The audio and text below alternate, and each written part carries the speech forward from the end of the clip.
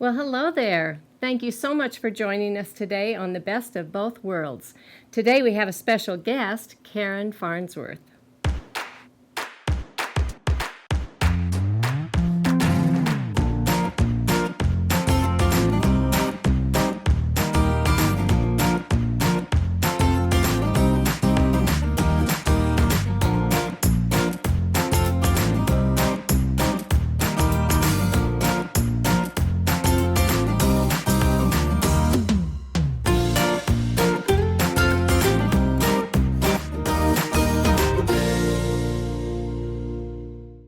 I am so excited to have Karen Farnsworth with us today to show us a special project. Welcome, Karen. Thanks, Linda. I'm excited to be here. And you have a very special project that you're going to show us, and tell us about it.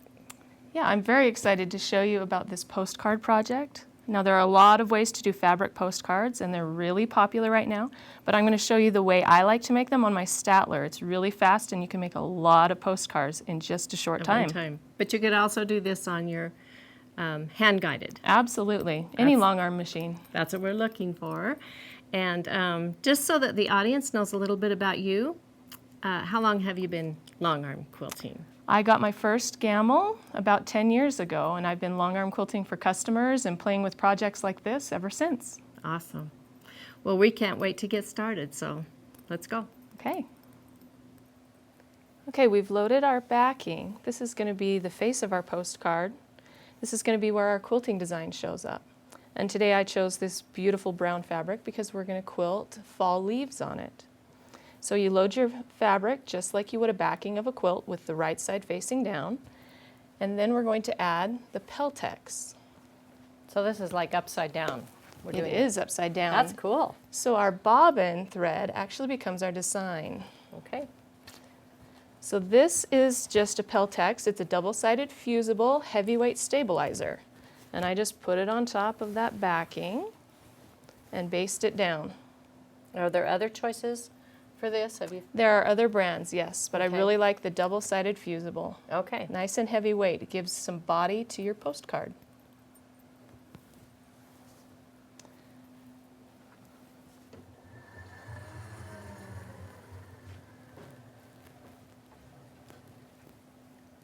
Now you have a few options. You can pin the corners of this peltex, or I like to just baste it down with some single stitches so that I know that it's going to stay in place.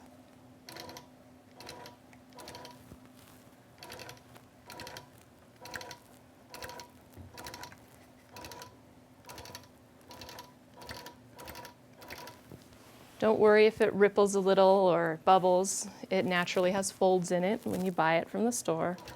It's all going to work out.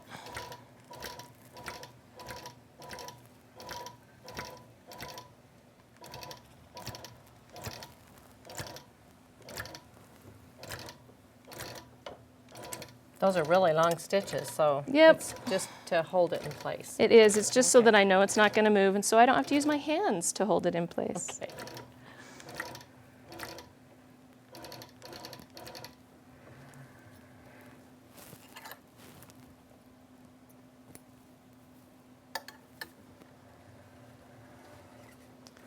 Now, if you're using a hand-guided quilting machine, you can go ahead and quilt whatever you want on this piece. You can do your little leaves, you can do your swirls. If you're making Christmas postcards, you could do little holly leaves or snowflakes. I'm going to use the Statler today, and I'm going to set up an edge-to-edge that covers the entire piece of peltex so that I can make a dozen or 2 dozen postcards out of this piece of fabric and peltex. So I'll go to the Statler and I'll set that up. Okay.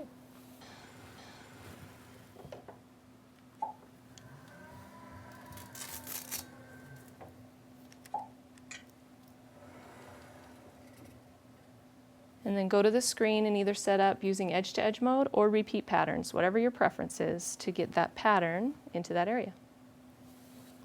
Okay, now we're at the Statler computer, and I've chosen to use this pattern called Leaves Edge to Edge. This is one of the patterns on my website. My website is wildflowerquilting.com if you want to go and check out all of my digital designs. I've been designing patterns for the Statler and for the computerized long arms for about as long as I've been quilting. So this leaves edge to edge is going to make a really cute fall design for postcards.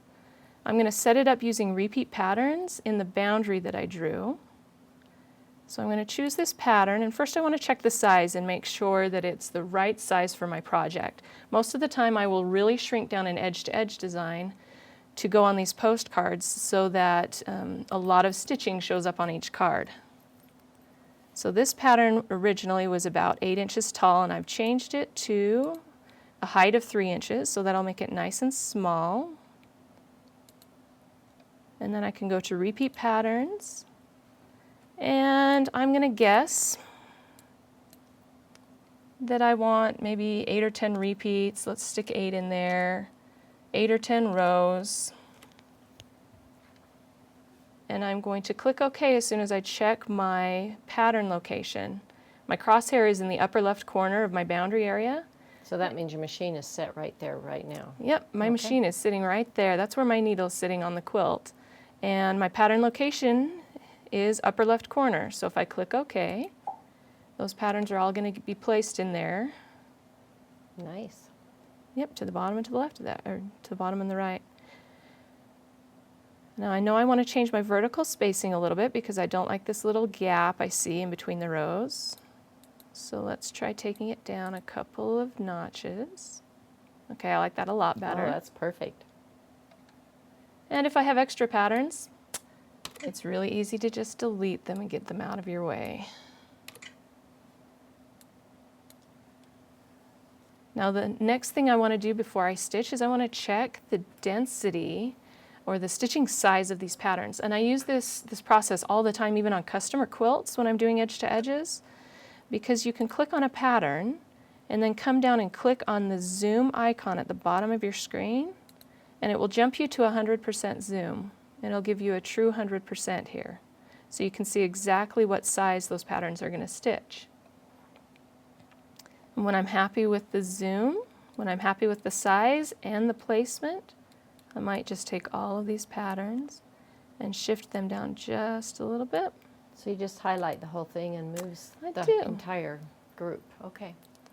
Yep. Now there are a couple ways to do that. You can draw a marquee box, and that grabs everything. Or of course you can use our awesome Select All icon up here. Oh. And then you can shift the entire group. Cool. Okay, I'm happy with the placement, so let's go ahead and go back to the machine and stitch. I'm going to select quilt, let the machine go to the start point, and it's going to start stitching these little leaves.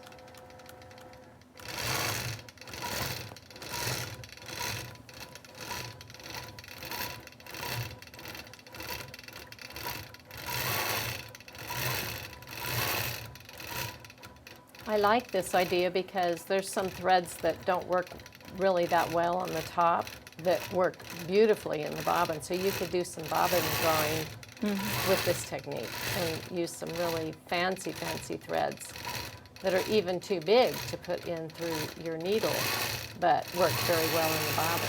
Yeah, exactly. It's just like bobbin work on your domestic machine. So of course you want to make sure that your tension is really good. So that the quilting on the bottom looks beautiful when you're finished.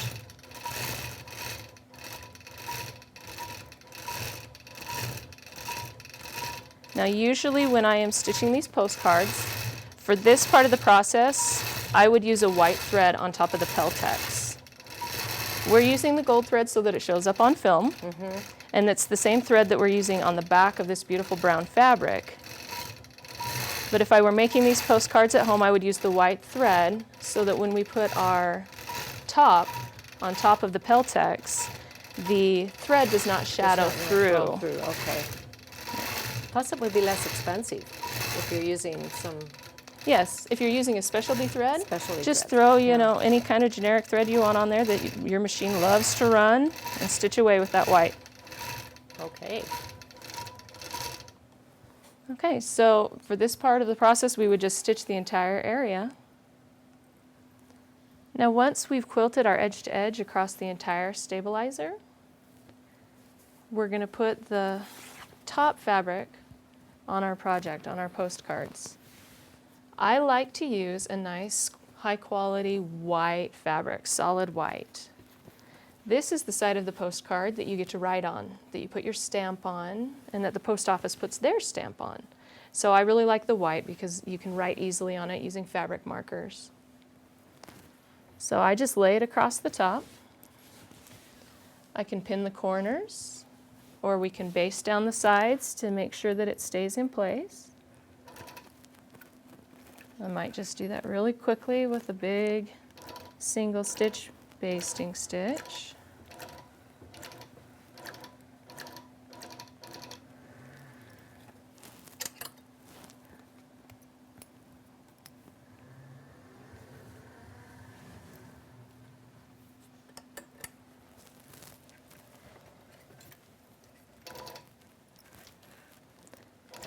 Now I know some people have used this process, but instead of putting fabric on the top side of their postcards, they'll take the project off at this point and then they'll fuse paper, just like a regular postcard, either cardstock or just regular weight paper, and write on that instead of the fabric. I think if the back's fabric, I kind of like the fabric on both sides, but.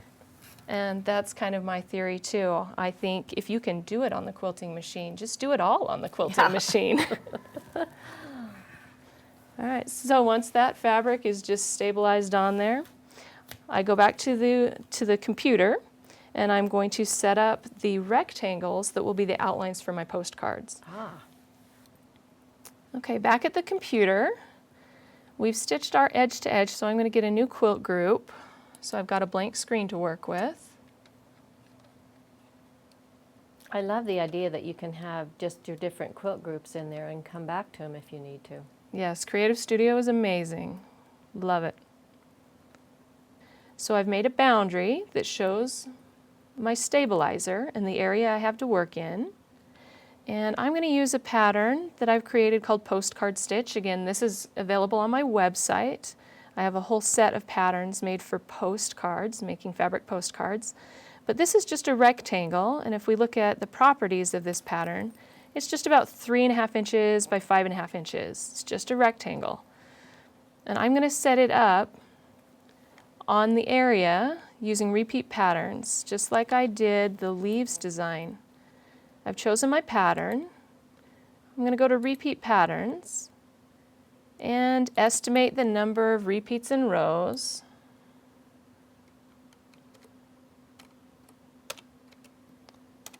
We'll put 5 and maybe 4.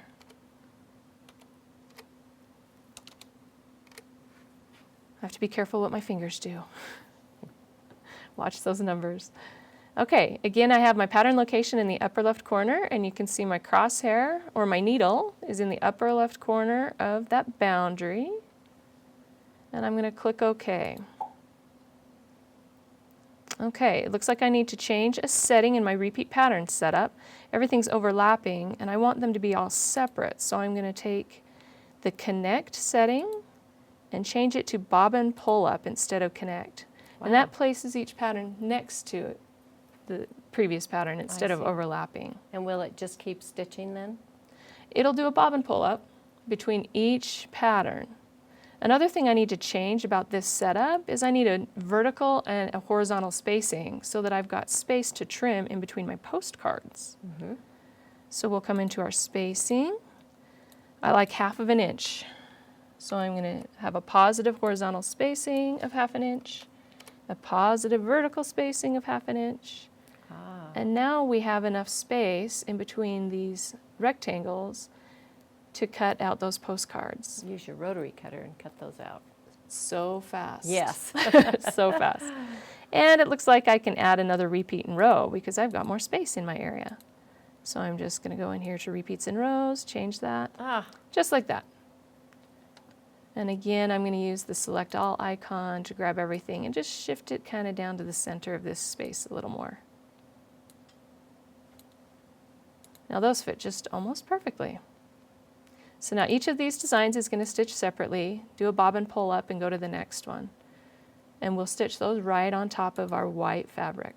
And you'll have 30 postcards. Okay, all of our rectangles are set up. We just have to tell our statler to go ahead and quilt. I do like to use a contrasting thread on this part. It gives a nice little frame around the outside of that postcard.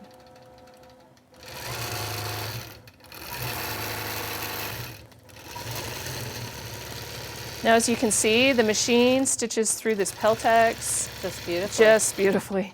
Yeah. No troubles at all.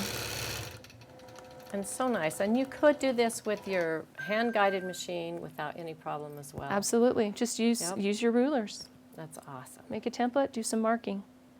Now, to finish this project, all we need to do is stitch the rest of these rectangles, take everything off of the quilting machine. I like to press it before I cut it, so I press it according to the directions of the stabilizer, nice hot iron on both sides, and then cut with that rotary cutter in between each rectangle. So then it's pressed to both sides, so it's a little stiffer too. It is. Nice. It's stiff, it's got some body to it, and it keeps those edges from fraying. I don't worry about finishing edges at all. That's wonderful. Fast and easy.